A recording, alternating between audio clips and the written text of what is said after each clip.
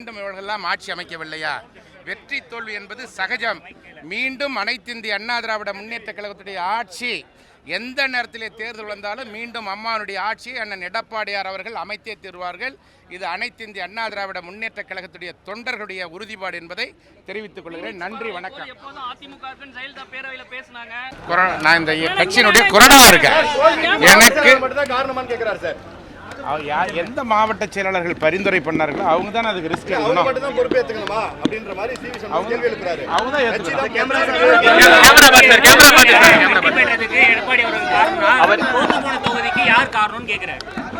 அதாவது அந்தந்த மாவட்டத்தில் இருக்கிற மாவட்ட செயலாளர்கள் யாரை பரிந்துரை பண்ணாங்களோ அவங்கள தான் வேட்பாளராக எடப்பாடியார் அறிவித்தார்.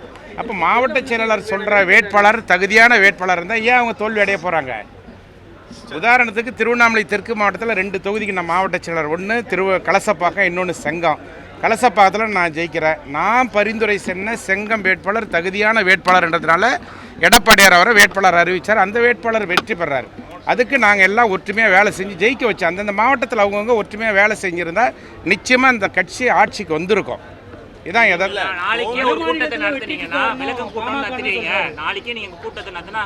சரி. ஒவ்வொரு மாவட்டத்திலையும் நல்லா புரிஞ்சுங்க, தலைமை கழகத்தில் அந்தந்த மாவட்டத்தில் இருக்கிற எல்லாரையும் கூப்பிட்றாங்க, எல்லாருக்கும் பொறுப்பு போட்டுக்கிறாங்க.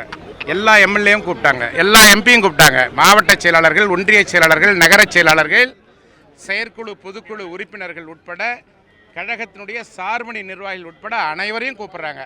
அப்போ அனைவரையும் கூப்பிடும்போது அந்த கூட்டத்தில் அவங்கவுங்க வெற்றி வாய்ப்பு இழந்ததற்கு என்ன காரணம்னு சொல்கிறாங்க. ஏன் இவங்க அந்த கூட்டத்துக்கு வரல? சொல்லணும் இல்லையா? பொதுச் செயலாளர்கிட்ட தானே தங்களுடைய வெற்றி வாய்ப்பு ஏன் இழந்துன்னு இந்த கட்சியில் இருக்கிறவங்க, உறுப்பினராக இருக்கிறவங்க, நிர்வாகிகளாக இருக்கிறவங்க பதில் சொல்ல முடியும். ஏன் அந்த கூட்டத்துக்கு இவங்கெல்லாம் வரல? என்ன பயம்? ஏன் வரல?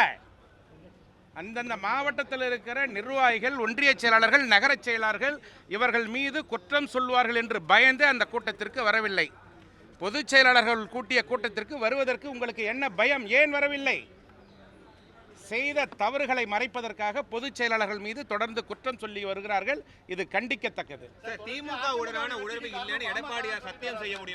நிச்சயமா செய்ய முடியும். நாங்கள் தான் அதற்கு உதாரணம். நாங்கள் தான் கூட இருக்கிறோம். சட்டமன்ற உறுப்பினர்கள் அவரோடு ஒன்றுபட்டு உறுதியாக அவருடைய தலைமையை ஏற்றுக்கொண்டிருக்கிறோம். எந்த இடத்திலேயும் திராவிட முன்னேற்ற கழகத்தினோடு எந்த விதமான பேச்சுவார்த்தையும் அண்ணன் எடப்பாடியார் நடத்தவில்லை. இது 100% உண்மை.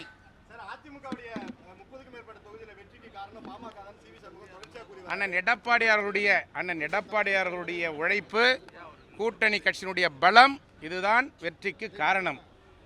பாமக கட்சியால் தான் அனைத்து தொகுதிகளிலும் வெற்றி பெற்றது என்று சொன்னால், விழுப்புரத்திலே 2016 இவர் போட்டியிடுகின்ற பொழுது ஏன் இவர் வெற்றி வாய்ப்பு இழக்க வேண்டும்? எதனால் இவர் வெற்றி வாய்ப்பை இழந்தார்? அதற்கு காரணம் சொல்ல வேண்டும் இல்லையா?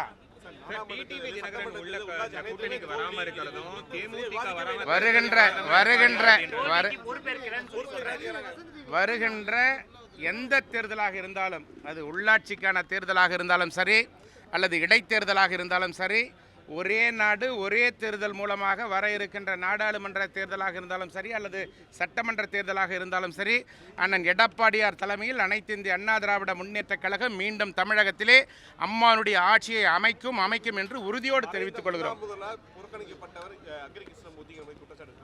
எந்த நேரத்தில் என்ன கட்சி விட்டு எடுக்கல, பொறுப்புல இருந்து எடுக்கல.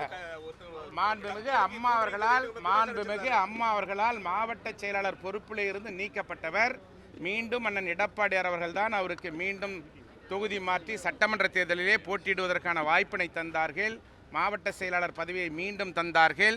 மீண்டும் கழகத்தினுடைய அமைப்பு செயலாளர் பதவியை தந்தார்கள். இப்படி எல்லா பதவிகளையும் அண்ணன் எடப்பாடியார் தான் தந்தார். ஒரு நாடாளுமன்ற மேலவை உறுப்பினராக வாய்ப்பு தந்தார். அண்ணன் எடப்பாடியாரால் தான் இவர் வெற்றி பெற்றார் என்பதுதான் உண்மை. இது யாராலும் மறுக்க முடியாது. அது பொதுச் செயலாளர் முடிவெடுப்பார். இது கட்சியினுடைய தலைமையில் இருக்கின்ற அனைத்து இந்திய அண்ணா திராவிட முன்னேற்ற கழகத்துடைய பொதுச் செயலாளர் அண்ணன் எடப்பாடி அவர்கள் முடிவெடுக்கக்கூடிய ஒரு விஷயம். பொதுக்குழு கூட்டப்படுகின்ற பொழுது இதை பற்றிய முழுமையான தகவல்களை அண்ணன் எடப்பாடியார் தெரிவிப்பார்.